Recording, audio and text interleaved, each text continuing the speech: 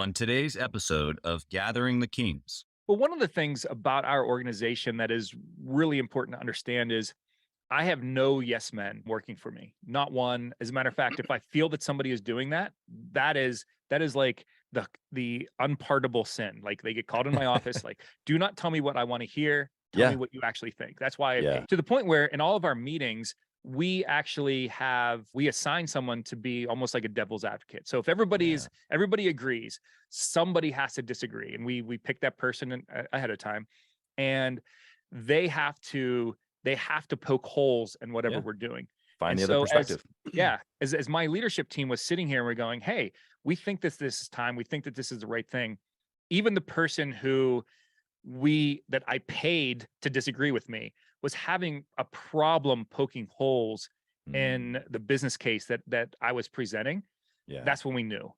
You are listening to Gathering the Kings with Chaz, Wolfe, featuring fellow 7, 8, and even 9-figure business owners who have real battle scars from business and life, but have prevailed as the king that they are designed to be.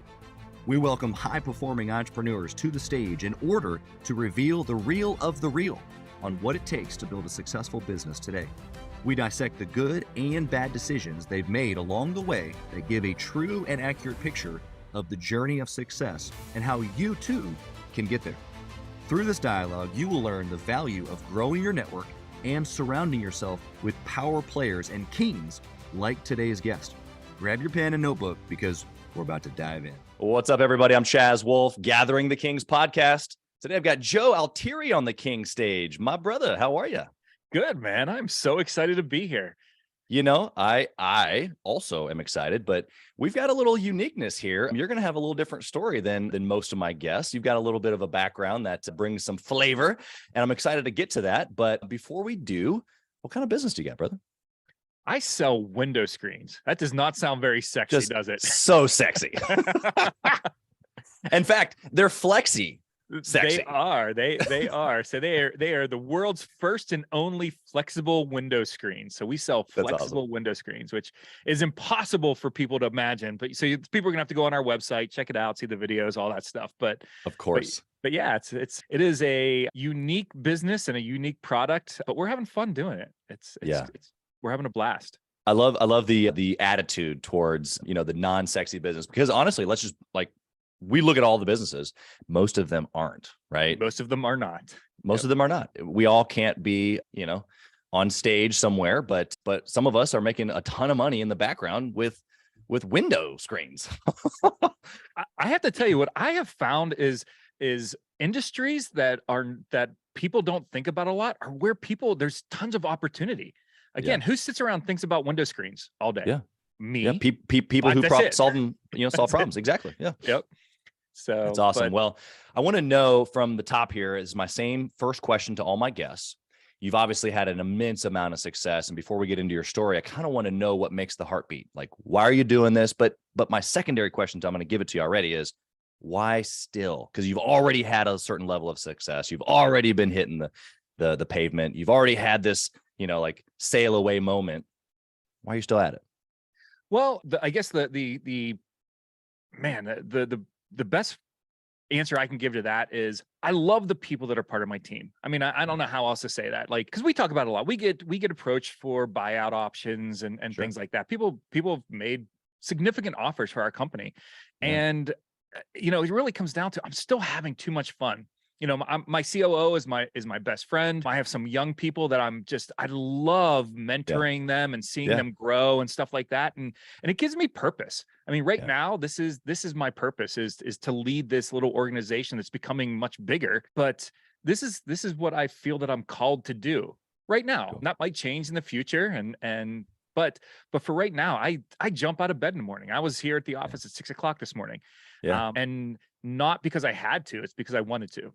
Yeah. And when that stops, maybe things change, but that's where I'm at today. What do you think fuels that? Because I mean, you're talking about the fire, right? Desire, burning desire. Think and Grow Rich talks about this like immense thing that's burning. That's what you're referring to. Okay, great. Where does that come from you? Is that your background? Is that your upbringing? Is that just because you just had to get after it? Like, why does that even exist in you? Wow, that's a big question, man. Let me lay down on my psychiatrist's couch here. No, I mean, I've always had a drive in me, even from the time, when I was in middle school. I was an entrepreneur. I cut grass. I mean, I remember one of my earliest memories was my grandfather. I went to him and asked him for, I don't know, a couple dollars or something like that. And he bought this lawnmower. It was like the one with the orange bottom and the little white top, right? From like 1960, right? You know what I mean? 100%. You had to pull it for, half an hour to get it started. And he's like, I won't give you money, but here, you can have this. And he's like, go start cutting all your neighbor's grass. And I went around in middle school. I was cutting people's grass and then going and knocking on the door and asking for money. That was me, right? Like, hey, I cut your grass over there. I'm not asking for anything. If you don't want to pay me, great. And I made a killing doing that in middle school. Wow. And all through high school, did things to make money. So there's just something in me that is driven. And hey, look, I'm not saying that, hey, Joe's great because it was just, there's some people that's inherent in them. Flex Screen, my company was born out of my garage. So it's one of my kids. And so this inner drive that I had, along with this passion for something that I created, just has led to this excitement about our company. And the excitement isn't just through me. Our whole team is excited about what we're doing. We're growing fast. I mean, we're doubling every year. I mean, it's really easy to be excited when you're seeing this type of success that we have. Yeah, absolutely. What do you think about the time, where maybe you're not doubling? Like, does the burning desire, or have you experienced that yet so far? Or does that burning desire kind of go out a little bit? Does it get frustrating? Have you had those moments with this specific business yet? So early on, traditional window screens were invented in the early 1900s, like 1907. Sorry. So there's like 100-year-old technology, and they look like just like the screens that are on your house. It has the rubber spline, metal screens with a rubber spline, invented in 1907. So we're bringing something new to a market that is 100 years old. Over 100 years old. So there was a lot of pain in the first couple of years. Trust me, I wanted to throw in the towel about 1,000,000 times. Like literally the end of the day, it's like 6 o'clock. I'm going home. I'm like, this is my last day. That's it. I'm not coming back tomorrow. Like I'm finished. But then you wake up the next morning and you're like, well, it's another day. We're gonna do better today. And so I mean, there's been lots of opportunities to quit in the early times. I also know me as a person. There will come a time where my little company, will become a big company that needs somebody that will help to sustain it. I'm not a sustainer type of leader, right? I'm a hunter. I'm not so there will come a time where this isn't as exciting for me, but we don't see that in the next, by that time I'll, be ready to turn it over to my son or some of the young people that have been on this journey with me. Yeah, you're right. There's a big difference between a CEO fire starter and a maintenance mode.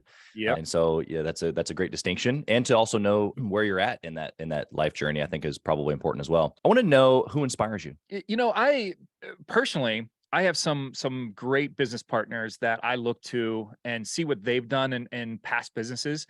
And they're the people that, I mean, I could give you like the Bill Gates, the pie in the sky ones, right? And everybody knows who those are. I mean, we could talk about all those, but on a personal level, I have a couple business partners that are just amazing business people, and they have mentored me over the past several years.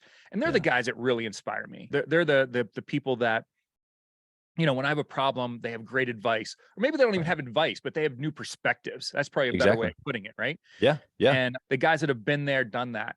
But then from the other side, I see some, again, because of the things that I've gone through and some of the notoriety that our company has gotten, the young people that are trying to start businesses or have started businesses, and they're out there grinding away. Those guys inspire me too, where they're like, hey, I might fail 4 or 5 times and I'm still going to dust myself off, get back up and do it again. And I get a chance to talk to a lot of them. And there's a little point of pride that I have for them that they're out there doing what they have to do to be successful. Yeah, just to give you a chance to plug your show here. I mean, obviously you've got a podcast that helps entrepreneurs as well. If they're listening here to this show, they probably would like yours. What's the name of your show and where can they find it?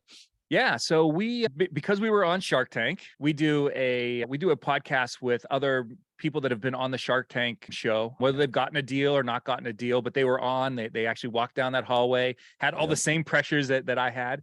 I mean, it's called Lessons from the Tank. So you can, look at it up on your podcast of choice. You can also look at I have a website, joealtieri.com, where I do a bunch of blogs, and those shows are also on that website as well. Very cool. Yeah. I'm sure that a person listening to this type of show, listening to guys like you would get some major value there. So make sure you hop over there and check out Joe's show over there. But I want to go into your story a little bit. So take us back, like, maybe even pre-Shark Tank, or maybe you want to talk about that portion of it, but I want to know the garage story, the first couple of years. Like, how did this happen? Why'd you even think of this? Give us the beginnings. Yeah. So I was an independent manufacturer's rep in the window and door industry. So I sold pieces and parts to window manufacturers. So things like glass and silicone and hardware, things to make a window. Sure. One of the things that most window manufacturers buy are window screens. They don't make them themselves. Yeah. They buy them out. And I was really frustrated. I sold a lot of window screens, traditional aluminum ones. And my customers were really frustrated with the problems that come with regular screens. They're hard to install. They scratch and dent and get damaged easily. As a matter of fact, they are the top damage complaint on a window universally across the entire world. Window screens are by far the biggest. It's frustrating. Let's just be honest. They are. And so I would, again, it was a daily struggle with my customers complaining about not the company that I represented, but the product that they were being sold. Not that the company was doing a bad job. There just wasn't a better product out there. Yeah. So I literally just started walking around Lowe's and Home Depot and grabbing things, going, wonder if I can make a screen out of this. Wonder if I can make a screen out of this. And I cleared out my garage. My wife, I asked her if she could pull her car out for like a couple weeks. You know what I mean? 2 years later, 2 years later, I had this ugly prototype of what is now Flex Screen, our product, and showed it off to some people in our industry. One of the lucky things for me was I didn't invent something in the auto industry or the aerospace industry where I had no connections, right? This was my industry. I knew the players. So I went out to some of my customers and said, what do you guys think of this? And they're like, build it and we will come. Yeah. And so we opened up a manufacturing. It took me about a year to go from prototype to an actual manufacturing process. We opened up our first manufacturing location here in Pittsburgh, which is where I live. Wow. And so we're 3 years in now at this point. So 2 years, company's not real. This is just me messing around, right? So then I get some investors. Again, we'll call it end of year 2. Sure. It takes me a year to bring it to life. To bring it to life. We spent a bunch of money on a manufacturing plant, millions of dollars. And the first year, because now again, I have these letters from customers going, we love this. This is amazing. This is awesome. And our first year of sales was $400,000, which probably not the projection. That was not the projection. Yeah. Like add a couple zeros. That's what we were projecting. Right. And so then the next year was better, but it wasn't much better, not enough to sustain. And so now we're 2 years into manufacturing. Right. And we're kind of limping along. And so we started, and the issue was unknown product that I'm selling it to a window manufacturer. Now the window manufacturer has to sell it to a dealer. The dealer has to sell it to a homeowner, and the homeowner has no idea. They've never heard. Most of your listeners, if I say flexible window screen, they're like, "What the heck are you talking about?" You know what I mean? Sounds cool, but what is it? Yeah, and that was the same thing that the homeowners were having. That was the same reaction, and so we had to do something to get the word out to the eventual end user, right? And I didn't have $10 million for a 30-second spot on the Super Bowl, right? And so we started going all in on social media. And so we just started, putting tons of money. I hired some people to just content creators, young people, and just said, hey, try it. Let's go. Yeah, let's just do some crazy stuff. So we were driving them over with cars, throwing our screens off of buildings, hitting with hammers, like doing all this crazy stuff, just trying to get attention. And a couple of our videos went viral. And through that, the Shark Tank producers found us. Now, just a little history. Most people that go on Shark Tank were either part of a cattle call or they put an application. There's about 100,000 people a year apply to be on the show, right? Yeah. Businesses that want to be on the show. Every year, about 4 or 5 come from the producers finding companies, and they actually invite us onto the show. Right. And so we were one of those. We got a phone call. And I personally, look, if you invent something, especially that's like something quasi cool, you hear, you should go on Shark Tank. You should go on Shark Tank. You should go on Shark. That's just, that's what they say. What did you think when people said that though? Well, it was like one of those, like, that seems really unrealistic that that's going to happen. You know what I mean? First of all, you know, if you go online, you can see how many people apply. Like, for us to rise to the top of that, put all this effort in. Right. And we weren't really a consumer product either. Most Shark Tank companies it's about getting to the homeowner, not 2 or 3 steps, you know, hey, I'm changing an industry type of thing. Right. And so I didn't think there was much there. Like, yeah, that would be great, but sure. Pie in the sky. Yeah. And when they contacted us, I thought it was a joke. I thought it was one of my buddies, right? Yeah. And so we got an email saying, you know, hey, this is so-and-so. I'm a casting producer for a popular show. We'd love to have you on. And I'm like, yeah, whatever. You know, it's either a joke or a pay to play type of thing. You know what I mean? Right. And then we got a phone call the next day, like, hey, this is so-and-so, one of the casting producers from Shark Tank. I sent you an email yesterday. Could you please give me a call back? And I'm like, okay, well, now this is getting kind of serious. Like, we're going a little far for a joke. I should call this guy back. Yeah. Well, we looked up the number and it was Sony Picture Studios where the number came from. And I was like, all right. Yeah. Still possible a joke, but the likelihood's getting to be a little bit less, you know? That's right. And so called back and they're like, hey, we saw your videos online. We think you have a great presence and we'd love to get you into the mix and see if this is something that will work out for both of us. And so we went on this freaking roller coaster. I mean, from the time we got that first phone call, I was out there filming in 6 weeks. So it was intense. Now, most people, it takes them like a year to through the application process. Through the application, and there's like all these things you have to go through, and they keep cutting things. But yeah, it was pretty intense. But went on the show, had a couple sharks fighting over us. For a little while, we were one of the most popular clips because Barbara and Lori were fighting. And Barbara dropped the F-bomb on national TV, and it was in a spot where they couldn't cut it, so they actually had to bleep her out, which typically doesn't happen. It's a family show, right? Yeah. And so we were like one of the most popular clips for a while, but got to deal with Lori Grenier, and it's been off to the races since then. Yeah, we have 7 manufacturing plants now. We're growing like the weed, 150 employees. It's come a long way over the past, little over 7 years now. Yeah. To go from my garage to where we're at now. Is it, I mean, most people are wondering, you know, from that level of connection, is it just people that Lori knew? Is it process that you guys, because you said you had to sell to this person, that sold to this person, that sold to this person. Did you kind of make a new path? Like what was the catalyst in all of that, obviously outside of the notoriety, being on a TV show, getting an incredible partner, or was that it? Was that a big part of it? It was a bunch of things. It was like the snowball was getting bigger anyway. You know what I mean? So again, the grind of bringing new product in is a grind. I mean, it's real. You know, you have to continue smacking your head against the wall until you finally get through. And so as we were making progress with the window manufacturers and the window dealers, then Shark Tank hit, right? So now all of a sudden it's no longer an unknown product. You know what I mean? Shark Tank brings a tremendous amount of credibility to any product that gets a deal on there. Sure. Yeah, of course. There is a big risk to Shark Tank. If you do a bad job, it is just as damaging as it can be a positive. You know what I mean? So we've all watched that episode where we're like, dude, oh my goodness, what are you doing? You know, what's funny is I had watched the show a couple times, you know, a handful of times.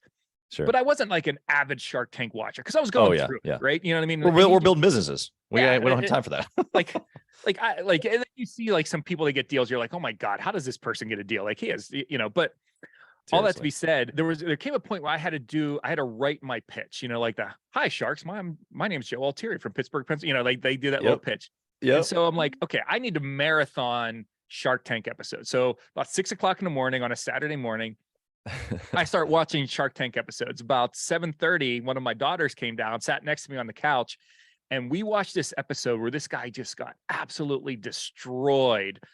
And she looks at me, she's like, "Are you sure you want to do this, Dad?" Yeah. Well, I was certain until you said something. Yeah, I was like, "Are you concerned for me or your reputation?" Because you know, because she was still in high school at the time, you know. Oh yeah. But yeah, it's, so back to your original question. So the snowball was getting bigger. Then Yeah. Shark Tank hit. Lori did help us to get into Home Depot. So now we had started an e-commerce, like, a homeowner can buy our stuff. And we were doing really well with it. And then through Shark Tank and Lori's efforts, we got into Home Depot, and we're launching with Lowe's and some other ones this year. But that's where they have a lot of value is the notoriety, just getting those millions and millions of people to see it, then the repeats and all that stuff. But then they're really good with retail. They really are, which is not our core business. Yeah. But she helped out there. And then she also helped us get, because we're growing so fast, we got another episode where we did an update episode the season after. Yeah. And nice. so, highlighting our growth and stuff like that. So we got another 3 minutes of fame, which is pretty cool. Yeah. I'm sure that just fuel on the fire, and as they say, the attention is the monetization of today. It's the eyeballs, and so I'm sure that's only added fuel to the fire. All right, so you've given us this wonderful picture. Thank you for sharing. Incredible story. But you mentioned a couple things in there of like some struggle. So I want to get to the good and the bad.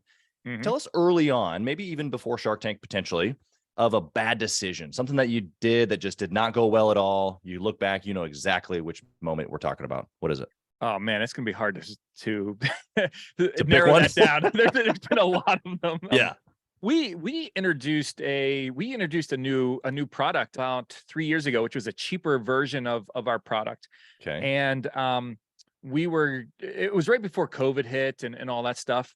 And we brought in a bunch of inventory, probably like $50,000-$60,000 of inventory that literally last week we scrapped every single bit of it. And that's again, for a young company, $50,000-$60,000 is, man, that's painful because it's true cash flow. This is, this isn't like, I went out and got a loan. Like we're right. We're debt free. So it was money out of our pockets, money that I could have used for something else. Yeah. They could have hired somebody. Yeah. But from our side, we do try to fail a lot. And I know that sounds really weird, right? We try to fail small. So we try a lot of things. And so we do mess up quite often. Yeah, I love that. I've had customers where they've come in and they're like, hey, we'd like to do this, and this. And I'm like, hey, you have to give me, for me to do that, you have to give me a really strict written commitment and all this stuff. And they're like, no thanks. And again, I look back and go like, why did I do that? Like, why was I so rigid in that one case where, right.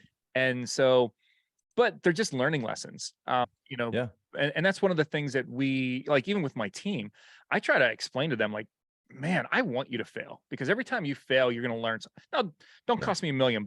You know what I mean? That's, like I had one guy who was doing our customer service for us, and he messed up a big order, and it ended up costing us like $5,000. And he came in, he's like, Joe, I'm so sorry. He goes, I'll give you my 2 weeks. And I'm like, what are you talking about? Like, go back to work. I'm like, are you ever going to do this again? He's like, no. I'm like, well, that lesson cost me $5,000. Why am I going to let you go now? Yeah. Like, so I just untaught you. Yeah, exactly. I'm like, so let's move on and go get forward from this. Yeah. And so where does that come from though, Joe? Like, think about it. Like, there's so many entrepreneurs out there that are perfectionists, high standards. They would have been completely upset. $5,000 is $5,000. That guy would have been gone before he even wanted to be gone. Why did you change it like that? I think well, first of all, I have a really young staff, which is great because, man, I don't know how else to say this, and they're listening. I'm sure they're over in the other room. I don't pay them a lot of money, right? And I'm not saying that to be, but these guys aren't, they're getting experience. Yeah. And I have to appreciate what they are. They have tons of passion. They have tons of energy. They don't have tons of experience, which means that they don't cost as much as on payroll. Yeah. They do cost with my time, my energy, and the mistakes that they're going to make. But I'm grooming them to be leaders within this organization. They understand that, they see it, and there's a roadmap for them. Exactly.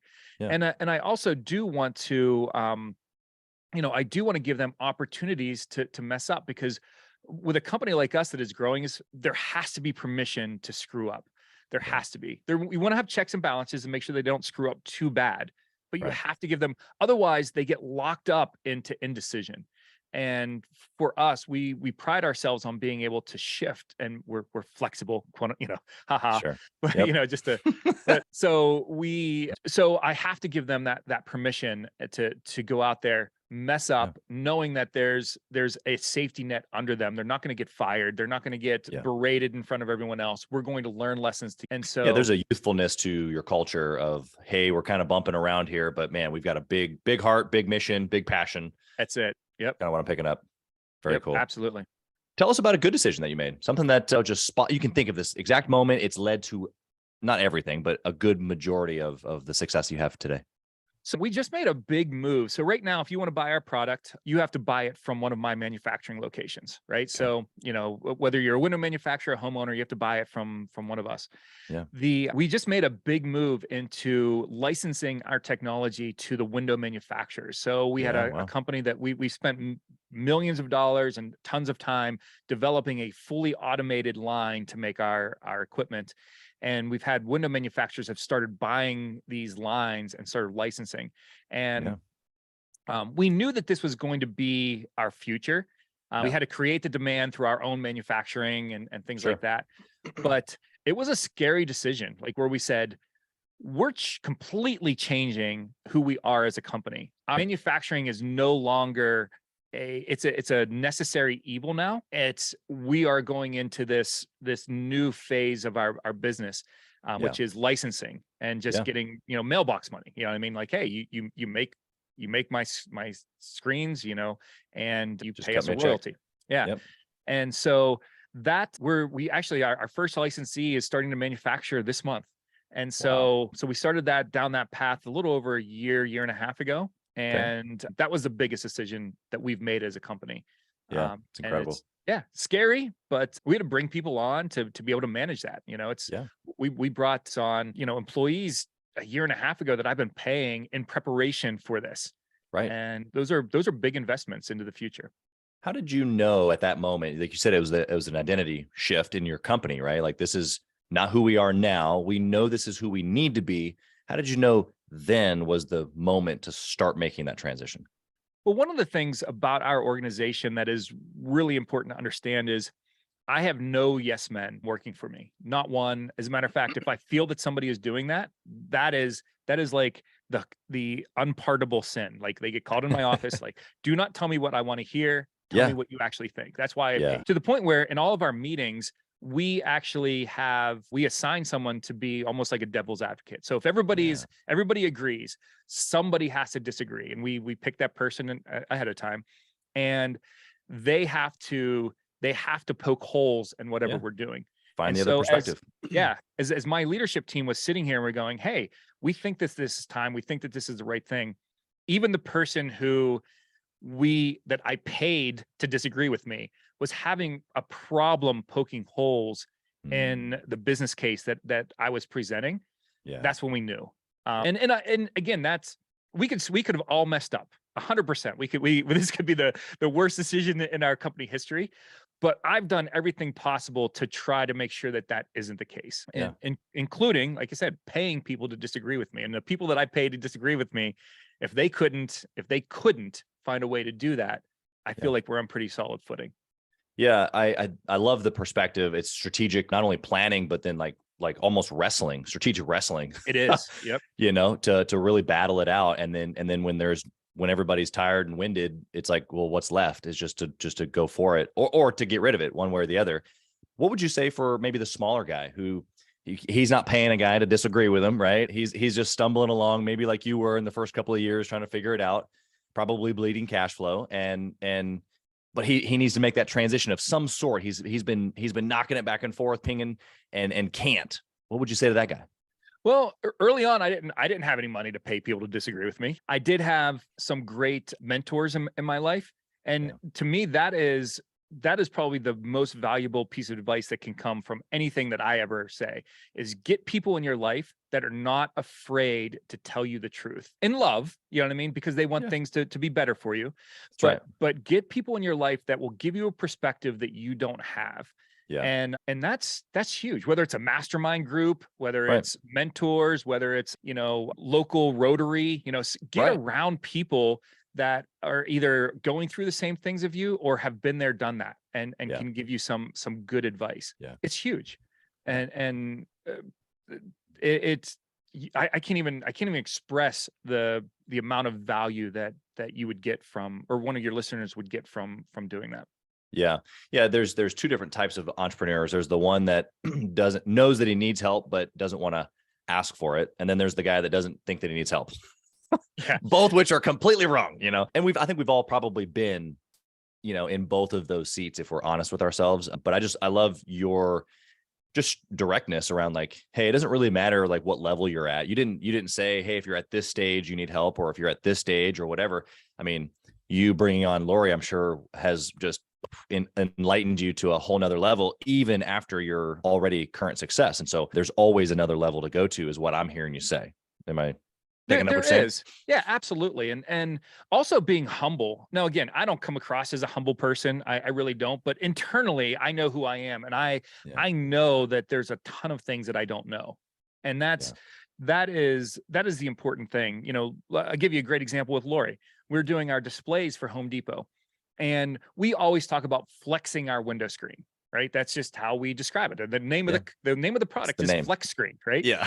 And she's like, Joe, I want you to think about this from a homeowner's point of view. They have no idea when you say flex a window screen. Does that mean flex like your arms flex? Is it like mean like what does that mean to a homeowner? Or why do I need it to flex? Why do I need it to flex? And she's like, a homeowner word is squeeze. Like you squeeze the thing, and you're like, it's much more descriptive when you think about squeezing a screen, you know, blah, blah, blah. And I could go, you're a moron, Lori. You have no idea what you're talking about. Why? This is flex screen. You know, I could go all that stuff. But you know what? Every one of our displays in Home Depot says squeeze it, like squeeze your screen, because she brings a perspective that I don't have. Yeah. And she's also much more accomplished than I have than I've ever been in a lot of areas of business. So why wouldn't I take her advice and at least strongly consider it? Yeah, exactly. That's the other thing that I do internally is, you know, if somebody gives me advice, I almost use that as a default in my head, and instead of my opinion being the default. Right. Again, that's a big shift. That's a big mental shift to say, maybe they're right. And let me think about it as if they are right. And what are the negatives of them being right other than my pride? If it's only my pride, then that's a stupid reason to do it. Yeah. Yeah. But if there's no other negatives, well, who in the heck cares? If I take zero credit for anything else that happens within my organization, hallelujah. I don't care. You know, you're talking about an incredible heightened awareness, you know, like, and like, is this learned? Is this something that you just had innate inside of you? Give us like, someone's like, I don't know how to do this. How do I become like Joe? Which the irony of it is like, hey, don't become like me. Become like, you know, the people that in your life that you can look up to. That's right. But I don't know. I early on, I found that every time that I think that I know it all, I get proven wrong. And so I've just gotten to this point where I would prefer to use the people around me and the expertise that they have rather than trying to rely on myself, because me relying on myself left me sleepless at night. It left me, you know, sick at times. You know, this business almost killed me several times just because of the stress, because it was all on my shoulders.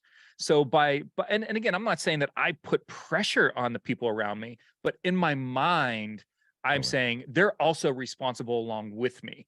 And along with that responsibility comes my trust in them. And I have to do that internally before I can do it externally. Yeah. So good. Does that help? Oh yeah, no, it's good. It really, I mean, it breaks down to a level of intensity that just is like that we're always constantly pushing at, which then obviously what comes out of that is the pressure. And then the people around us either, you know, like that or they don't. Yeah. So, which is great. It's a great filter. And we're over here on, you know, culture and team building all of a sudden again, but that's a result or a production of that as well. I want to go over to our speed round here, Joe. I want to know, inside your business, you obviously got a lot of things going on. What's the most important KPI? Or like the way I like to say it is, if you could only pick one thing to track ever and ever, what would it be? Growth. I mean, that's just for us right now. Is that top line? Is that units sold? What's the KPI? Units sold right now. Top line and units sold are kind of go hand in hand. As we go into the licensing, they have less of a relationship. Now, licensing greatly impacts the bottom line. You know what I mean? So bottom line will grow, but our top line will grow slower. But it's units produced, not even units sold. Because we're trying to take over a market. We still have of our general market in North America, we're still less than 2%. There's a figure out there that essentially says that if a new technology can get to 5% of the market share, that the old technology is like dead man walking. Like it's dead. It just doesn't know it yet, right? It's just a matter of time. Yeah, like how many people? I remember back in the day when cell phones came out, right? There was very few people that had them, right? Now I don't know anybody that has a home phone, right? Exactly. It had come to a certain point where the snowball was getting so big, so fast, you couldn't stop it anymore. And from everything that we've read, it's around 5%, 5% of market share. For a new technology, it's for a disruptive technology. That's you can almost sit back and watch it happen at that point. So it's for us, it's units produced. How do we grow? How do we get more and more of our units out in the wild? Yeah, we just went through a home build in 2022, 21, 22, and the process of going through those things, picking all the way down to the littlest things. The outlets now have USB in them as opposed to not, right? So like, even something super simple like that, like where that becomes now the normal, the other outlet wasn't even offered, and so at some point your product is just what will be installed in the house. It just won't even be a thought. I'm sure the other technology will still exist as the cheap, low grade, nobody does this option, but the standard eventually will become yours, is in essence what the plan is, right? That's the plan. Yeah. We're the smartphones. Will there always be home phones and dumb phones and stuff like that? Sure. But the percentage is so small that it's almost irrelevant. Yeah, exactly. So, okay. What book would you recommend for just a business owner in 2023 trying to grow their business?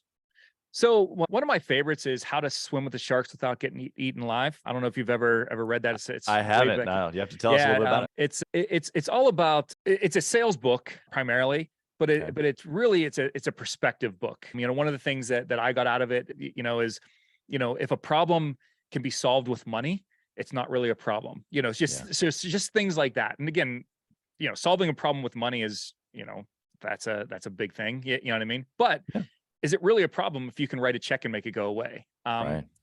So that one's really good. I like this, 7 Habits of Highly Effective People. I mean, that's a one. That's a classic. Yeah.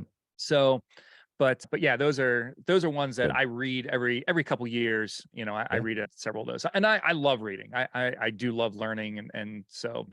The resources out there, obviously, even your podcast, is just a great example of how learning today, the learning spirit, doesn't have to be a book, it can be a podcast. It can be experiences from other people told, but I think that those are great examples. I love that. We'll put those in the show notes as well. I've got a question for you around habits. I want you to tell me a habit that you have, or maybe it's a characteristic trait that you feel like you have or had that unexpectedly kept you from success. Wow, that's a good one. One of the things that, and this is going to sound like really strange. This is going to sound like the interview. Yeah, give us the good stuff. I never stopped early on. Right. I worked 7 days a week, 12 hours a day, 15 hours a day. It was just go, go, go, go, go, go, go, go, go. And there came a point where my wife, and again, I wish I had the internal fortitude to make this change, but she had to make it for me. And she said, you need to stop. And I'm like, I don't know how to stop. This little fledgling company needs me. And she's like, but you need downtime and you need family time so you can keep your perspective on why you're doing this. And so I'll say we, just to make me feel better. But, take a little bit of that credit. She came up with this plan where it's like every Sunday, I no longer work on Sundays. Like that's it. Like it is our day. And so there's no emails, there's no phone calls. We try not to even talk about work on Sunday. And so that was a big thing because I was well on the path to, we made compromises with even family vacations and stuff like that, where it's like, hey, I would work through the whole vacation. And she's like, look, hey, you can work from whatever time you get up until the family eats breakfast. So around like 9 or 10 o'clock, answer emails, do whatever. And then around lunchtime, when everybody comes back for meal, work for an hour or so to stay caught up. Other than that, nothing at night, nothing. And again, I credit her for that because she knew that I needed to do that, but I would have ended up in the hospital. I mean, it was just, the grind is important. It can't be, it's not sustainable. You have to take some time for yourself. That's incredible perspective. What I want to just point out, we've talked about this with a couple of guys on the show, but obviously you're a mover and shaker. I mean, the fact that you're willing to go 7 days a week is like a lot of entrepreneurs. I think that a lot of guys don't really realize that there's an engine inside of us, and some more than others. I mean, 7 days a week for a long period of time, I can say I've done that, right? And so when you look back, you're like, sometimes that's what it takes, right? Especially if it's a new baby in a business form. But man, your wife must be like direct and strong to be able to corral a bull like you, because I had the same situation. My wife did the exact same thing. Basically was like, hey, champ, I see you running fast, but I see you running fast in the wrong direction. So we're gonna need to make some adjustments, Yeah. And it is, I mean, having good people in your life, whether it's a spouse or partners or whoever that can see you, heading towards that cliff. Is, again, that's important. Like even my staff, I mean, there's some times where like, hey man, why don't you take an afternoon off? Like, we got this, just go relax. And so it is good people that it's good to have people around you that care enough to tell you those hard things you don't want to hear. Yeah. Especially in those moments where that you probably could, and it's almost maybe of a guilt factor. And when you have the guy that you really do trust say, hey, I got it, go, that's pretty special to be able to have that type of person. So this parlays perfectly into my next question, which is about family. I mentioned to you briefly before I hit the record button that we've got this family mastermind cruise coming up this year. And the same revelation that you just described is very, very similar to my story, where it's like, okay, I've wanted to go hard after business, and I have gone hard after business, but I love my family, my wife and my kids, and it's just always been lopsided. And the last couple of years, I've really tried to be more intentional about that. And so I want to know, what have you done? You kind of gave us some information about Sundays and being kind of blocked off like that, but what's been some like practical structure, or maybe even just mindset between you and your wife that's enabled you to go as hard after your family as you do for the business? So one of the things that I talk about a lot, even with my staff, is that Flex Screen, our little company here, can't be a mistress. It can be a child, but not a mistress. Interesting. Big differentiation, right? Yeah. So that it's part of our family. Because the work-life balance thing, and I know people like talking about it. It doesn't exist. It doesn't exist. There's no such thing. There's no like, oh, I'll do this over here and this. Like, if you're really an aggressive entrepreneur, they are so intertwined. It's hard to tell them apart, right? Absolutely. So we go out with friends and we talk about business stuff because they're curious and they want to talk about it, and I'm passionate about it. If I was like, nope, I'm sorry, work-life balance, I don't talk about business at After dinner 5. with family. It's like it's not real. Right. So integrating it into our family life has been really, really important. But like, my son works for me now. So he runs our Pittsburgh manufacturing plant. My daughters, they, every time we get new Flex Screen gear, new t-shirts and all this stuff. And I mean, they're down here, they gobble it all up and they give it out to their friends and stuff like that. So it is part of our family. And that's a weird thing. It is that my wife doesn't feel jealous of it. My kids don't feel jealous of it. Yeah. They're proud of what we're doing. Yeah. They embrace it. And they do, they embrace it. But that's also important. There's times that you, as an entrepreneur, have to turn it off. You know what I mean? You have to be able to say, you know what, I'm not going to take my cell phone. Like, my wife and I went to go see a Cirque du Soleil show last week. Yeah. Didn't even take my cell phone in. Like, I don't even want to have the temptation of emails going off and me looking at them and her feeling that I am disconnect. Yeah. That I'm disconnected from what we were doing together. And so, but again, those are things that you have to purpose to do. You have to purpose to make it part of your family. You have to purpose to take the time off that you need to take that off. And you also have to purpose to give the people attention that deserve attention in your life without being distracted by this child over here. Yeah. You can't let the youngest, loudest most expensive child get all the attention. And that's exactly what it is. That's awesome. I so appreciate the dynamic that you set for us there of child versus mistress. And then you circled it back around later. I don't know if you meant to or not, but as far as the jealousy factor, because wow, what an incredible picture that would be if your kids and your wife, if there was a mistress in play versus another child, like their perspective of the business is what that is. Of course, for you, yes, like that would be a dynamic change as well.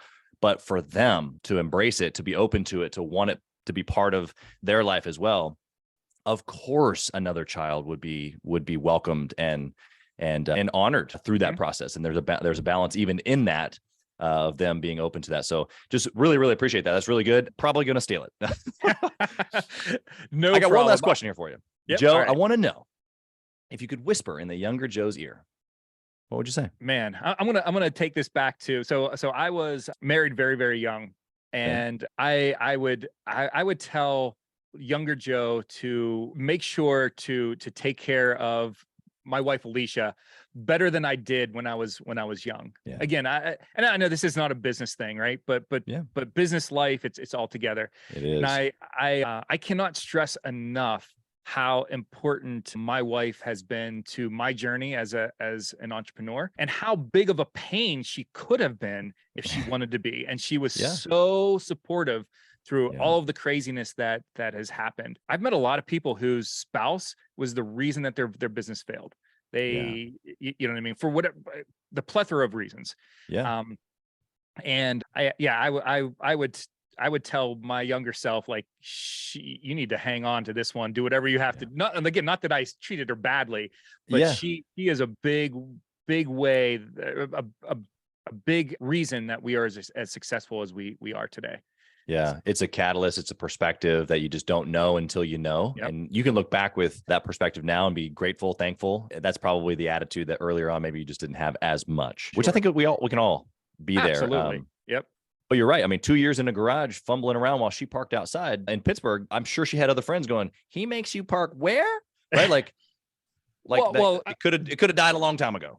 Even better was the conversation. Again, I don't know what conversation you've ever had with your wife, but I made a really great living before FlexScreen. And so I went to her and said, hey, you know, this ugly thing that I made in our garage, I'm going to bet our life savings, our security, everything on this thing, because one of my partners that came on, they're like, hey, we're willing to invest, but this has to be your number one thing.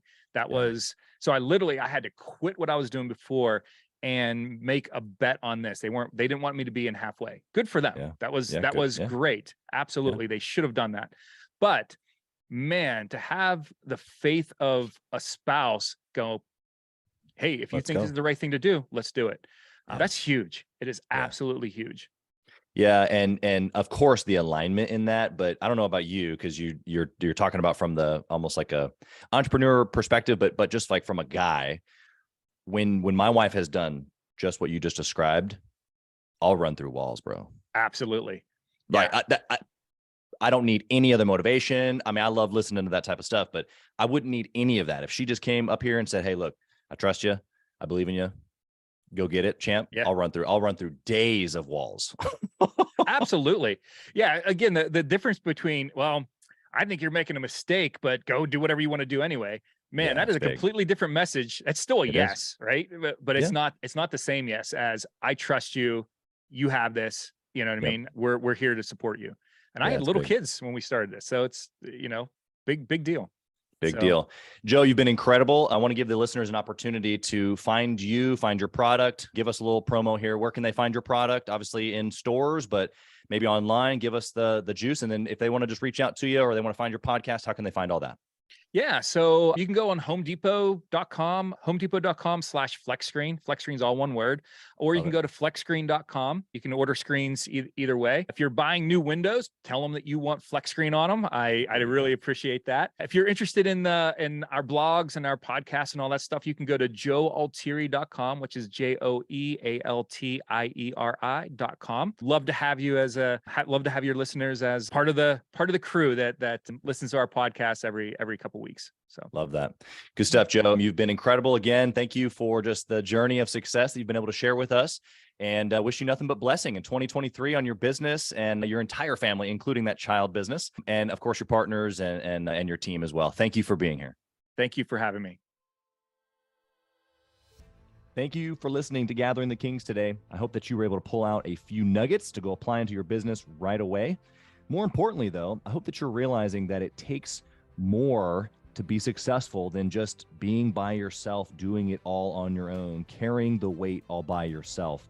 What I have realized, not only in my own journey from multiple businesses and multiple different industries, and now interviewing literally over 200 or 300 other very successful 7, 8, and 9-figure business owners, is that it's tough to do it alone. And so Gathering the Kings literally exists to bring together successful entrepreneurs. In fact, we are putting together 1,000 kings, specifically who are grateful but not done. We're intentionally assembling kings who fight tooth and nail for their business, family, and communities. And here's what we believe, that in the pursuit of excellence in those areas, that it ignites within us the responsibility to govern power and forge a lasting legacy. So if that relates and resonates with you, and you know that you need people around you, sharp, qualified, other very successful business owners, I want you to go to gatheringthekings.com. I want you to take a look at what we're doing and see if it makes sense for you to be part of our pursuit to 1,000 kings. Talk soon.